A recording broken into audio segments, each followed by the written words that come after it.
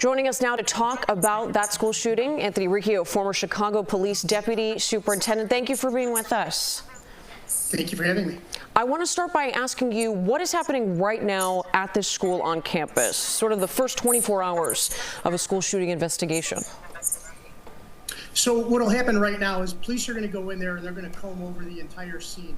They'll have video cameras. They'll go in and videotape the scene. They're going to want to look at cameras, security cameras from inside the school as well, maybe outside the school, to find out exactly how she entered the building, where she had the gun. Did she bring the gun with her in a backpack, for example? Had it been in a locker for several days before she decided to do that?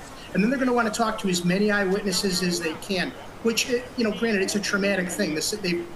Whether you were one of the victims who was shot in this incident or just a student or faculty of the school, everybody is a victim of this shooting in one way or another in that building. It's going to be a rough thing. But for the next 24 hours, they'll talk to the parents of the shooter. They'll try to find out were there any signs that were missed, things that the police should have caught, teachers should have caught, parents should have caught, and where that gun came from, because that's going to be an important part of this investigation. Was it a gun that was inside the home, perhaps not secured?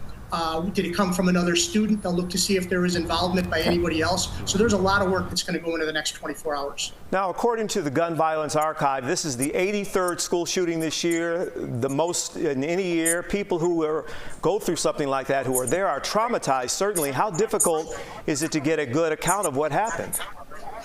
Well, and it is a challenge. I mean, particularly in the first 24, 48 hours, people who've gone through this are extremely traumatized. 83 school shootings. I mean, that's a staggering number. We've got to do something. We've got to do better. But the trauma extends to everybody who was in that building. The police officers are traumatized when they respond to something like this. So there's a lot of people that are going to be upset.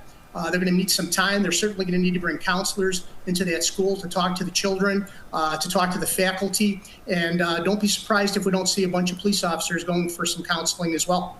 Sure. Anthony, unfortunately, school shooter drills are now really part of school for so many children of this generation. Right. I'm curious, though, that seems pretty across the board. But what do we know about what type of security measures at this private school? I mean, it would be up to them, right, to know if they have a school resource officer or something like that on campus. Right, exactly. So because it's a private school, they could certainly hire their own security. They could have their own security procedures. They could put a metal detector. Look, a lot of people are opposed to having metal detectors for students walking into schools, and I get that. But we're also opposed to seeing incidents like this happening 83 times. Like in Chicago, resource officers were pulled out of the schools for a lot of reasons, a lot of different reasons. But the most important thing we can do in a shooting situation like this is get police on the scene as quickly as possible. And the police have to react immediately when they get there. So having police officers in the schools stationed, even if it's just right outside the door, is critical to stopping some of this and reducing the impact of it if it does occur. Anthony Riccio, former Chicago Police Deputy Superintendent, always appreciate your time. Thank you. Thank you. Thank you. Stay with CBS News Chicago for continuing coverage from Madison, Wisconsin on that school shooting. We'll have live updates throughout the afternoon right here on CBS News Chicago, the CBS Evening News, and on our website, cbsnewschicago.com.